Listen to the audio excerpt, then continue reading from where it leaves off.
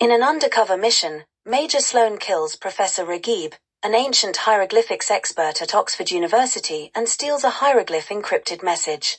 Sloan then asks Professor David Pollock, who has taken over Regib's class on hieroglyphics, to meet with shipping magnate Nejim Beshravi on a business matter. David declines but changes his mind after being forced to enter a car, where he meets the Prime Minister of an unnamed Middle Eastern country, Hassan Jaina, and his ambassador to the United Kingdom, Mohammed Lufti. Jaina asks David to accept Beshravi's offer of employment. David meets Beshravi, who asks him to decode the inscription on the piece of paper Sloan stole. David is attracted to Beshravi's girlfriend Yasmin Azir, who tells him that Beshravi had Regib killed and will do the same to him once he decodes the message. Their conversation is interrupted by Beshravi. David keeps hidden until Sloan brings it to Beshravi's attention that David and the cipher are missing. Overhearing the conversation, David wraps the cipher in a candy in his pocket, among others, a red one with the number 9. As Beshravi's men search for David, Beshravi demonstrates to one of Yasmin's employees, Hemsley, that he can buy people for their loyalty or else exact extreme revenge.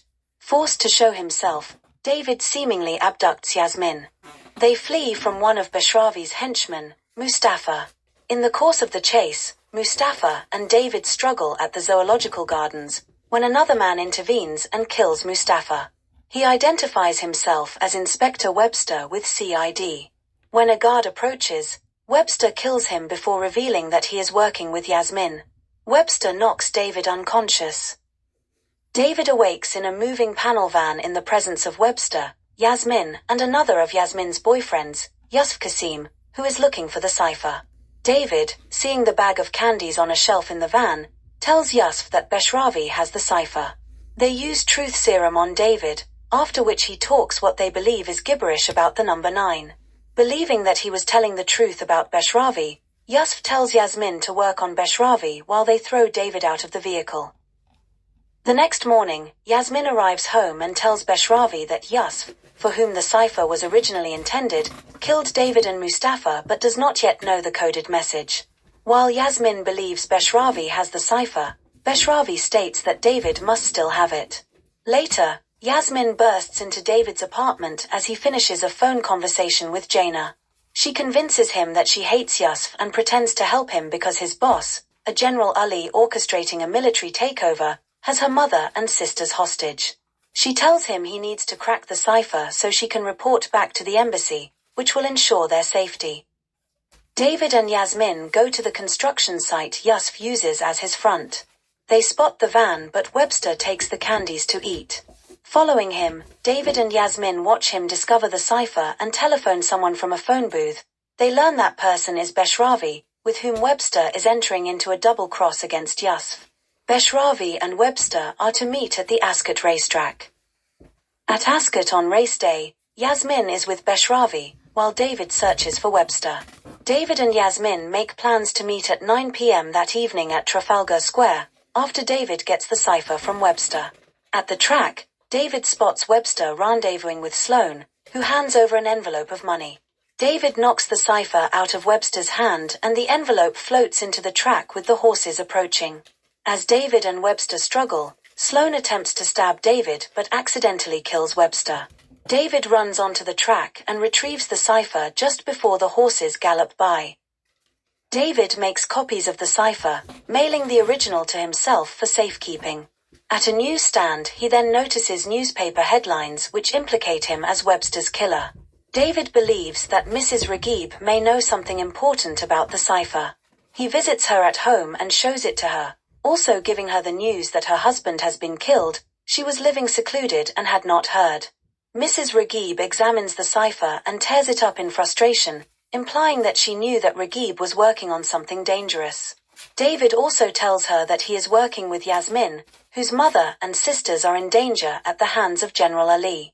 Mrs. Regib replies that Yasmin is lying, in that she has no mother or sisters, only a father who happens to be General Ali. That night, David hops into Yasmin's car and they drive off. Angry at Yasmin's deceit, David lies, telling her that he does not have the cipher with him but has decoded the message and makes up a nonsense meaning to tell her. She relays that information to the embassy via telephone regardless. David and Yasmin arrange to meet later at the hotel where he is staying. After she drops him off, David flags down a taxi and follows her to Yusuf's construction site. David sees Yusuf operating a wrecking ball, swinging it repeatedly attempting to kill Yasmin. David rushes to save her and Yusuf is electrocuted to death by a live wire. David determines that the hieroglyphics are simply a version of the nursery rhyme Goosey Goosey Gander. He then looks for secret writing on it, such as invisible ink, and getting it wet the ink washes away, leaving a speck which he determines is a microdot. At a scientific store they examine the dot under a microscope and it reads Beshravi plans assassinate Jaina 12:30 June 18th, which is in 20 minutes. They don't know where to go, until Yasmin sees on a newscast that Jaina has just landed at the airport. David and Yasmin make it to the airport a few minutes before 12:30, where David shoves past security guards to Jaina, who is beginning a welcoming speech.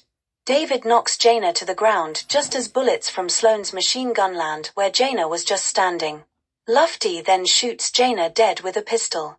Yasmin whisks David off and convinces him that the man who was just shot is only an imposter of Jaina. They discover that the real Jaina was abducted by Beshravi and locked in a trunk in the back of a truck. David and Yasmin hide in the truck and free Jaina just as the van arrives at Beshravi's country estate. David, Yasmin, and Jaina quickly escape on horses from his stables, being pursued through crop fields by a farm combine with sharp blades. Beshravi and Sloane also pursue them in a helicopter. As they cross the disused Crumlin steel girder railway viaduct, David drops a wooden ladder down into the rotors of the helicopter as it passes underneath, causing it to crash and burn. David and Yasmin end up in romantic bliss, on a punt back at Oxford.